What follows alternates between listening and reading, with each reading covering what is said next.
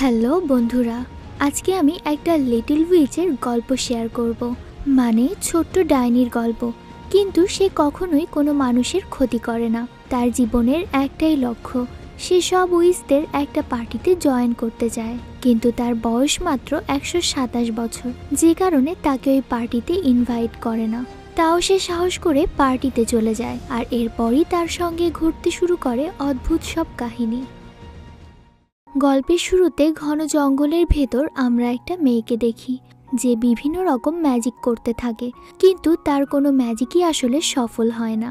এই মেয়েটা একটা ডাইনি, এর নাম হলো লিটল উইচ। জঙ্গলের ভিতর তার সাথে একটা দ্বারকাকও থাকে, যে তার অনেক ভালো বন্ধু, আর এই দ্বারকাকটির নাম হলো আব্রাকাস। কাকটি সবসময় লিটল উইচকে অনেক ভালো ভালো কথা শেখাতো। লিটল উইচ আব্রাকাসকে বলে, আমি উইচদের ওই বার্ষিক উৎসবে যেতে চাই। মানে ডাইনি সমাজের যারা স্থায়ী বাসিন্দা, তাদের প্রতি বছরই একটা পার্টি হয়, আর এই উৎসবটা পৃথিবীর সকল উইচরা একত্রে সেলিব্রেট করে। তখন আব্রাকাস তাকে বলে, সেখানে তুমি ইনভাইটেশন ছাড়া যেতে পারবে না, কারণ সেখানে যাদের ইনভাইটেশন কার্ড দেওয়া হয় শুধুমাত্র তারাই সেই পার্টিতে যেতে পারে। এছাড়া তুমি এখনো অনেক ছোট, আর ঠিকমতো কোনো ম্যাজিক করতে পারো না। ওই পার্টিতে তারা তোমাকে কোনোভাবেই অ্যালাউ করবে না। লিটল উইচ তখন বলে, আমি কিভাবে ছোট হতে পারি, আমার বয়স 127 বছর। অন্যদিকে আমরা দুইটা বাচ্চাকে দেখতে পাই, যারা যমজ ছিল, সেই সঙ্গে তারা অনাথ। এখানে ছেলেটির নাম থমাস। সে তার বোনকে একদিন জিজ্ঞেস করে, আচ্ছা তুমি কি কখনো ডাইনি দেখেছ? তখন তার বোন বলে যে না, আসলে তারা কেউই কখনো উইচ দেখেনি, তাই তাদের খুব ইচ্ছা উইচদেরকে দেখার। তবে তারা দুজন এটা শুনেছে যে বছরে একবার উইচদের একটা পার্টি হয়ে থাকে, যেখানে সকল উইচরা নাচ করে, গান গায়, মানে এক জমকালো পার্টি হয় তাদের। তাই তারা দুজনও লিটল উইচের মতো সেই পার্টি দেখতে যায়। এদিকে রাতে লিটল উইচ তার উড়ন্ত ঝাড়ু নিয়ে আব্রাকাসকে কিছু না জানিয়েই সেই পাহাড়ে চলে আসে, যেখানে ডাইনিরা পার্টি করবে। আসলে সে তো আগে থেকেই জানতো কোন পাহাড়ে আজকে পার্টি হবে। তার মনে হয় যে কেউ তাকে চিনতে পারবে না, আর সে ইজিলি সবার সঙ্গে মিশে পার্টিতে বেশ এনজয় করবে। কিন্তু যখনই সে ওই পার্টির ভিতরে ঢুকে নাচা শুরু করে, তখনই রেম্পাল নামের এক ওল্ড উইচ তাকে দেখে ফেলে এবং চিনেও ফেলে। ওল্ড উইচটা বুঝে ফেলে যে লিটল উইচ এখানে বিনা দাওয়াতে চলে এসেছে, আর সে এই কথা সবাইকে বলে দেয়। সে ওখানে টিটকারি মেরে বলে যে দেখো দেখো, আমাদের মধ্যে নতুন একটা অতিথি এসেছে, তাও আবার বিনা দাওয়াতে। তখন সেখানে অনেক ডাইনিরা এসে লিটল উইচকে বিভিন্ন রকম কথা শোনাতে শুরু করে। কেউ কেউ বলে যে এই তোমার বয়স কত, এখনো তো নাক টিপলে দুধ বেরোবে, তুমি এই পার্টিতে আসার জন্য এখনো অনেক ছোট, যতদিন না তুমি বড় হচ্ছ ততদিন পর্যন্ত তুমি এই পার্টিতে আসতে পারবে না। তখন লিটল উইচ বলে যে তার বয়স 100 ছাড়িয়ে গেছে।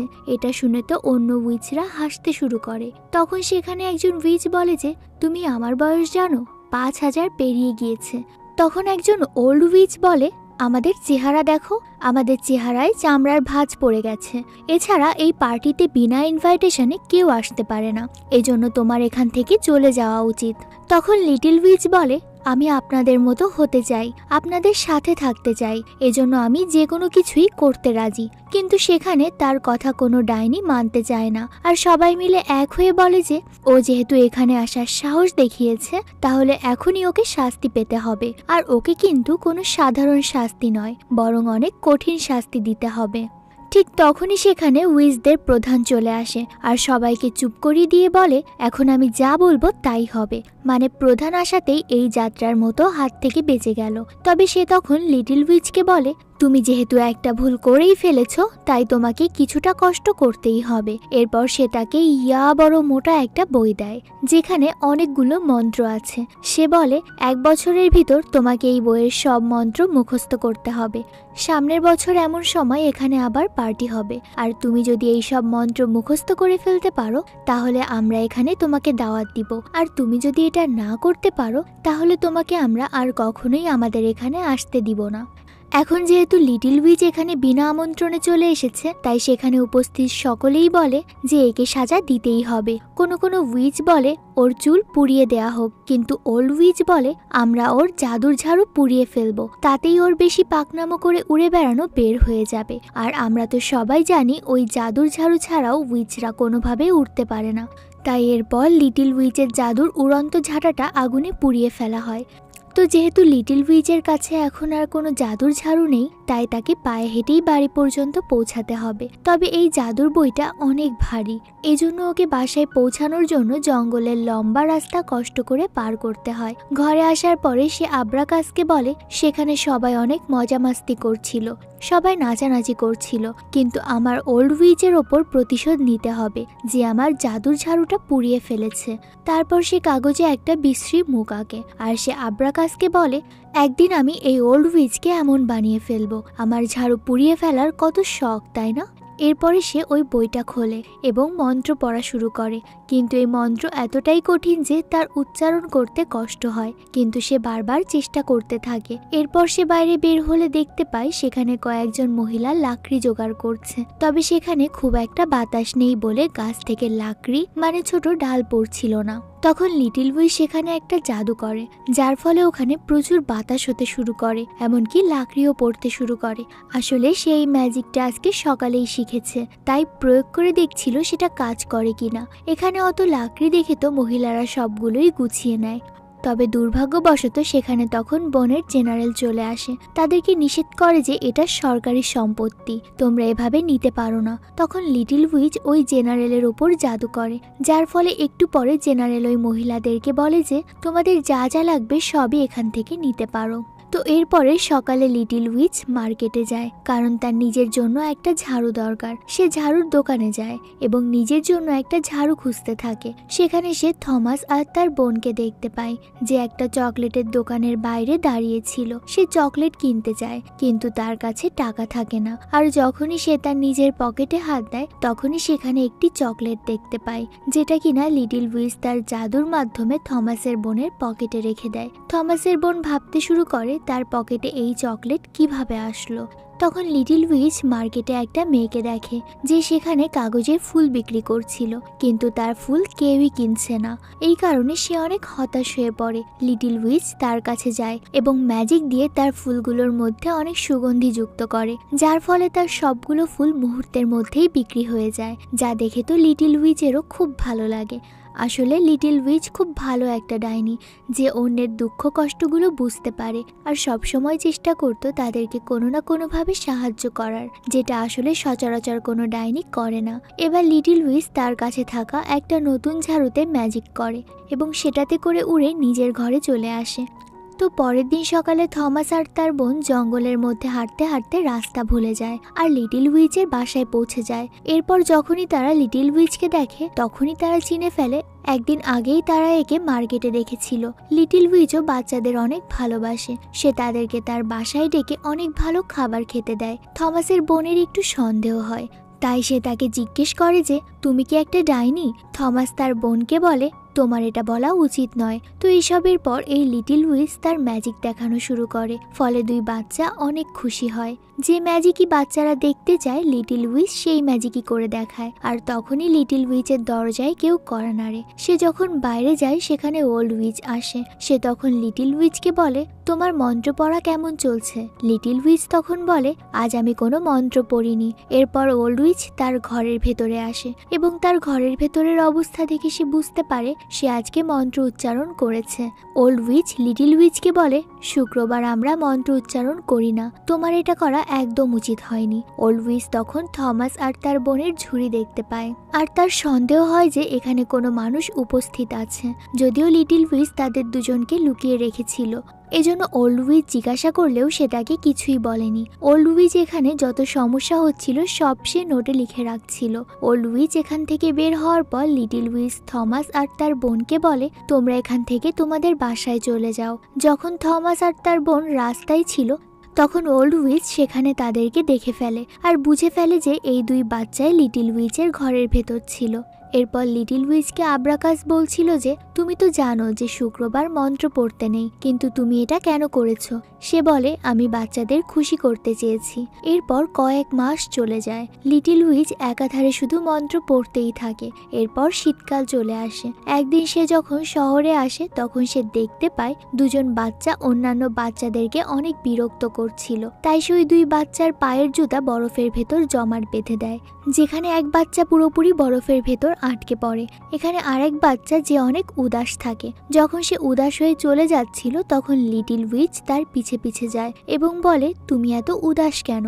তখন সেই বাচ্চা বলে, আমার বাবা জুয়া খেলে এবং সে সকল টাকা সেখানে হেরে যায়। লিটল উইচ রাতে সেই জুয়ার আড্ডায় যায় যেখানে সবাই টাকা দিয়ে জুয়া খেলে। এরপর লিটল উইচ সেখানে সেই ছেলেটার বাবার ওপর জাদু করে, ফলে তার বলটা বারবার কাঠের দেয়ালের সাথে ধাক্কা খায়। এর ফলে সেখানে লোকগুলো বাচ্চাটির বাবাকে সেখান থেকে বের করে দেয় এবং খেলা থেকে ব্যান করে দেয়, মানে তার বাবা এখানে আর আসতে পারবে না। এরপর সেই লোকের ছেলে তার কাছে আসে।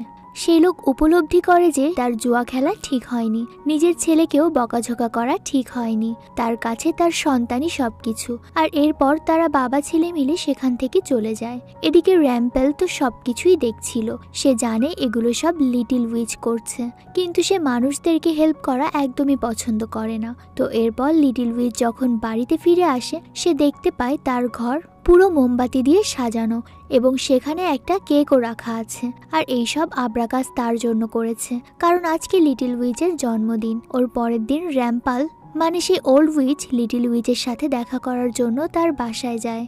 সে সামনে প্রোগ্রামে আসার জন্য লিটল উইচকে ইনভাইটেশন কার্ড দেয় আর বলে যে তাকে ওই দিন সেই সব মন্ত্রগুলো পড়তে হবে। লিটল উইচ বলে, আমি 1 বছর ধরে এই মন্ত্রগুলো শিখেছি, আমি বার্ষিক পার্টিতে যাওয়ার আগেই এই গুহার কাছে যাব, যেন আমি সবাইকে প্রমাণ করে দিতে পারি যে আমার সব মন্ত্র মনে আছে। রাতের বেলা লিটল উইচ ওই গুহার কাছে যায়, কিন্তু সেখানে যাওয়ার পর সে কাউকে দেখতে পায় না। তাই সে তখন চিৎকার করে বলে, আমি চলে এসেছি। আর সঙ্গে সঙ্গে সব ডাইনিরা সেখানে উপস্থিত হয়। প্রত্যেক উইচ তাকে আলাদা আলাদা মন্ত্র পড়তে বলে। লিটল উইচ সঠিকভাবে সবগুলো মন্ত্র পড়ে। তার মন্ত্র পড়া শুনে সব উইচ ইমপ্রেস হয়ে যায়, কিন্তু ওল্ড উইচ বলে, এ মেয়ে মানুষের সাথে বন্ধুত্ব রাখে, আমি পুরো বছর ওর উপর নজর রেখেছিলাম, ও মানুষের সাথে খুব ভালো ব্যবহার করে, তাদের সাহায্য করে। সে উইচের নিয়মের বিরুদ্ধে চলে গেছে আর এখনো তার বয়স আমাদের সাথে মেশার মতো হয়ে ওঠেনি। ঠিক তখনই সেখানে হেড উইচ চলে আসে। সে লিটল উইচকে বলে যে তুমি তো ভুল করেছো, মানুষরা আমাদের শত্রু, তাদেরকে সাহায্য করা তোমার একদম উচিত হয়নি। যে উইচগুলো এসব করে তাদেরকে খারাপ উইচ বলা হয়। লিটল উইচ বলে, আমি তো এই নিয়ম সম্পর্কে জানতাম না, আর হ্যাঁ আমি মানুষের সাহায্য করেছি, এটা তো কোনো খারাপ কিছু নয়। কিন্তু সেই ওল্ড উইচ তখন বলে যে তুমি আমাদের নিয়ম ভঙ্গ করেছো, তাই তোমাকে আবারও শাস্তি পেতে হবে, আর তোমার বাঁচার জন্য মাত্র একটা উপায় আছে, তোমার এখন মানুষদের ক্ষতি করতে হবে।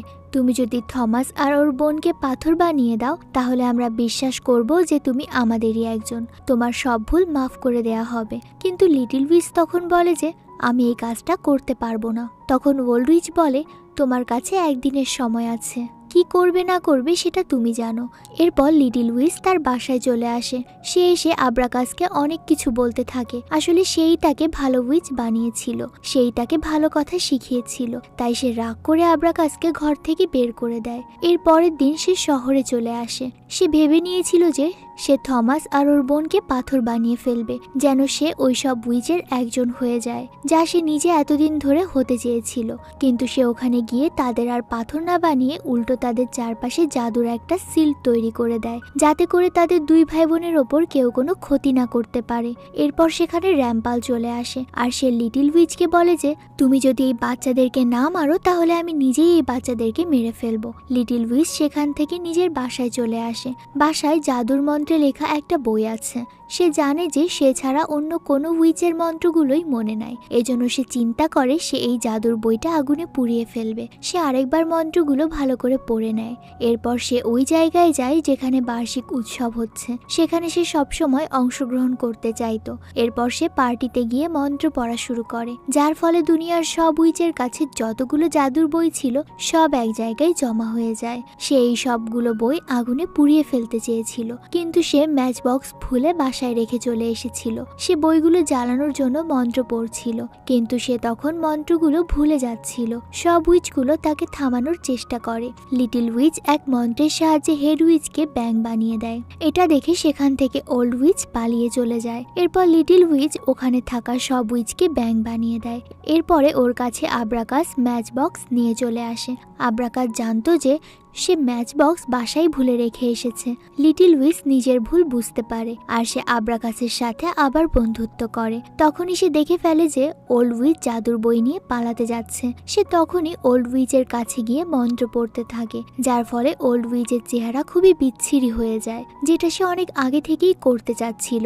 সে এটারও স্কেচ বানিয়েছিল। এরপর সে সবার জাদুর ঝাড়ু আর জাদুর কিতাবগুলো আগুনে জ্বালিয়ে দেয়। এরপর সে সারা রাত আব্রাকাসের সাথে পার্টিতে ডান্স করে, যেটা সে সব সময় করতে চেয়েছিল। সে সবগুলো জাদুর ঝাড়ু আর কিতাব পুড়িয়ে ফেলে, মানে দুনিয়া থেকে সব খারাপ উইচ ধ্বংস হয়ে গেছে। পরের দিন সকালে সে জঙ্গলে তার বাসায় চলে আসে। এরপরে সে আব্রাকাসকেও জাদুর মন্ত্রগুলো উচ্চারণ করা শেখায়, যাতে সেও জাদু করতে পারে। এই ঘটনা থেকে আমরা বুঝতে পারি, কারোর ভেতরে যদি কোনো শক্তি থেকে থাকে তাহলে সেই শক্তিকে ভালো জায়গায় ব্যবহার করতে হয়। সেটা আমরা মানুষের ভালো ভালো কাজে ব্যবহার করতে পারি এবং ভালো মানুষ হিসেবে পরিণত হতে পারি।